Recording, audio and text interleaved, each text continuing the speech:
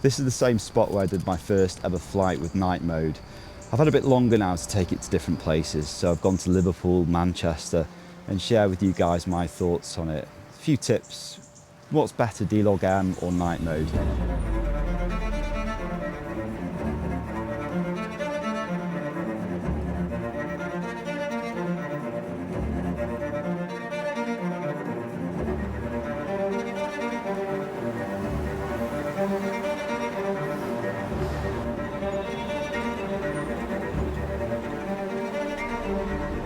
It's been a slightly controversial topic actually, night mode. Denico left me a comment implying that drone reviewers, when DJI send them a free drone, they then hype up the features such as night mode.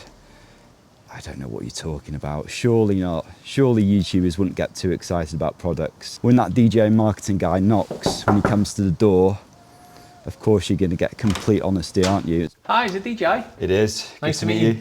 Thanks for having me over.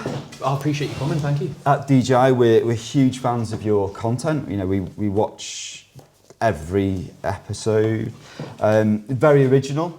YouTuber number 15,078. 79. 79, yeah. We'd like to offer you a complimentary DJI Mini 4 Pro. Amazing. In exchange for an honest review on YouTube. An honest review on YouTube. Okay. I'm glad you said I can be honest in my review, because I've noticed from some of the other reviews, the night mode quality drops a little. Silence, YouTuber! We have on the one side over here Philip Bloom saying D-Log M is much better, and on the other side some really hyped up YouTubers. Night mode is the greatest thing ever. Night mode is brilliant mode. Now kiss my shoe. I'm definitely more on the Philip Bloom side, but I'll elaborate. And I still think there might be one or two use cases for night mode, but overall, D-Log M is better.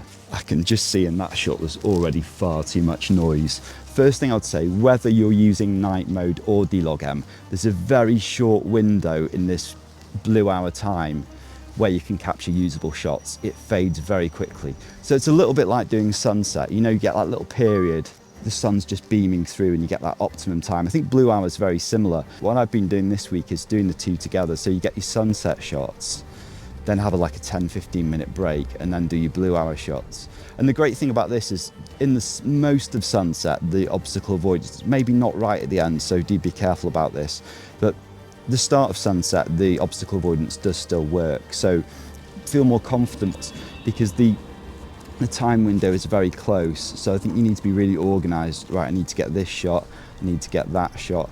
I got a shot of the liver bird, and that was, you could just see the sky, and this was D-Log M, and it is starting to fall apart. I mean, I love the shot, so I might go back to that spot, just do it slightly early, and then I think the shot will look really nice. So I quite like the time pressure actually. You know, you've got to get the shot before it falls apart. And I've also found there's a bit of flicker in some shots. You could try going to 25 frames per second. In some countries that might help.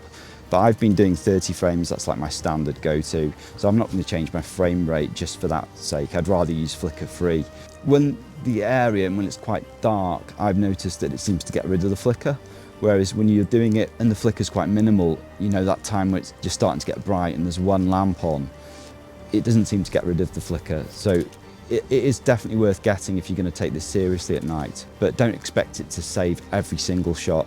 But those shots, you know, it's quite minor flicker in the corner. Now, not everyone has these programs or use the software in which you can do. So that would be the case for using the night mode. It takes some of the noise out. There is still some noise though, particularly later on. And it does seem to deal with the flicker quite well, actually, night mode. So that's the thing for it. But the problem with night mode is the longer blue hour goes on for, and as you're going into the night, it's compensating for the noise reduction by overly sharpening the image. So then it just looks horrible. Go over to night, and then, ooh, look at that. So when you're actually flying out and about, you're going to enjoy it more to some extent for night mode, everything being taken care of. It's a little bit like using auto on your camera, you know, everything's taken care of for you. But when you come back to editing afterwards, you're not going to have the chance to play around with things as much as you would if you filmed in D-Log-M. If you look at these shots I did yesterday in Liverpool, the shots on D-Log-M, this is in Robert Pattinson's The Batman where he jumps off at the clock. The shots on D-Log-M, not saying they look quite like a film, but you can see, you know, it's a little bit of a movie look to it.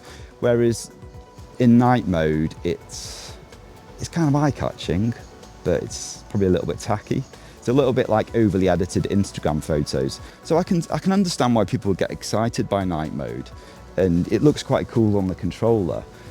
Now, what I would recommend, even if you don't have neat noise reduction, if you don't have flicker free yet, I would always capture some shots on D-Log-M.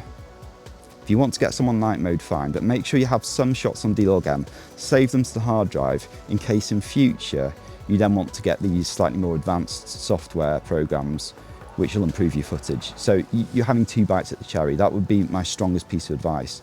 And I'm still playing around with night mode. I don't think it's really serious mode, but you know, at the start of Blue Hour, it can look okay. It's not terrible, and I just think it's kind of like a fun mode. I think that's the best way to look at it. You could label it a beginner mode. I know what DJI are trying. You know, I'm not saying it's just marketing. Night mode looks just like a movie. Better low light than Panasonic. Buy now from my link in the description, because I just want to go home. I was talking a little bit in my other video about when you can't get on your phone and you need to do the authorization zone. Dave corrected me a little bit when we went to Manchester, and you can go on Wi-Fi, connect it to your phone's hotspot, and then you can get online to unlock places. Graham has given me an absolute belter of a tip here. Edit your phone hotspot to have the exact same name and password as your home Wi-Fi.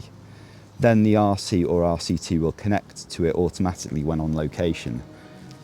Magic, this is brilliant. I tried it before and actually did a firmware update, switched off my Wi-Fi just to test it out, did a firmware update. I was slightly worried as well, will my Mac still register my phone with doing the airdrops? And it did. So just because you're changing your hotspot, your Mac still registers it. So this tip is golden, because I was really struggling, and when I went to Salford Quays, I didn't realise there's a football stadium there. I can't remember what they're called. Mid-table. I know there's Manchester City, but there is another team, the Red Stadium. I've still got painful memories from the 90s, guys, as a Newcastle fan. Graham's just coming out with the really useful comments, and this is probably one of the best things about YouTube for me, is kind of learning these things. None of us know everything, so I think you should always give credit when someone comes up with an idea. Like, you know, I give reference to Philip Bloom. He thinks of something that I haven't thought of. You know, I hope Philip doesn't mind me mentioning him on this channel, but I think he kind of sets the standard of someone who, you know, he doesn't really care what DJI think about him. One important tip, because I was getting confused with this. I was doing shots the other day and the light wasn't coming on the drone, it was when it was landing. When I first got the Mini 4 Pro, the auxiliary light seemed to come on.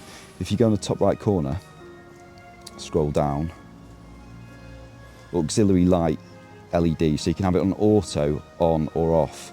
Now it's not going to come on now because the drone's not in flight, but as soon as the drone flies, the auxiliary light will be on, which is really handy to know that, because I was kind of a bit confused. I thought there was an issue. This is quite handy because it gives you better visual line of sight, gives you more confidence flying your drone at night. I would be careful though, and if you're not used to flying your drone at night, guys, there's no rush to do it. You know, get used to your settings first. Just remember the obstacle avoidance won't work. Another little thing as well, using night mode, spotlight mode doesn't work anymore. Still works when you're on D-Log-M. Obviously be careful, because you just need to really know where you are, and this is why the auxiliary light comes into play. My plan at the moment, I'm going to be doing about 2/3 D-Log-M, about 1/3 night mode, just to try it out, see is there a case, because I understand that if you haven't got flicker free yet, if you haven't got noise reduction yet, neat noise reduction, then there might be an argument for using night mode, but it is much better to just use D-Log-M. Looks quite cool, the blue on the side there, doesn't it? Final tip, if you are going to use night mode, I would personally desaturate quite a lot. It does do its own thing, and I think they're wanting it to be really appealing to people. So you get that dopamine hit, you switch your drone on, wow, that looks cool. I would see it like D-Log M is like for a more discerning audience, whereas night mode, you know, might appeal to the TikTok crowd, you know. Oh mate, can you make TikTok videos with that? Just pour some more drinks, mate. Just pour some more drinks. TikTok. Yeah, D-Log M I think is a lot better. It just looks nice. You've got more flexibility. If you do have to use night mode, desaturate it quite a lot, and it's quite unpredictable what it does with the colour science. It really does do its own thing. So I think it's a little bit of a false economy, because you in some ways it's easier, but you're actually probably giving yourself more of a headache in post, and there's certain things that you're just not going to be able to go back and do afterwards. So whatever you're doing, even if you're planning to use night mode, just please get some shots in D-Log M as well, and have those just in case. Whilst I was editing before, I actually watched the Geeks Varna live stream of our auditing channels, and it's given me something of reassurance from what the CA was saying, is they're not really looking to ban sub 250 gram because of the auditing channels. That's what they're saying anyway. Sean's like kind of more professional than me, he doesn't lose his cool, but I reckon under the surface, I reckon we just watch a few more live streams one day, because I reckon there's a bit of resentment there from Sean to the auditing channels. I reckon one day he's just gonna turn the desk over, just go into a rage, throw a few drones around the room. I've noticed from some of the other reviews, the night mode quality drops a little. Silence!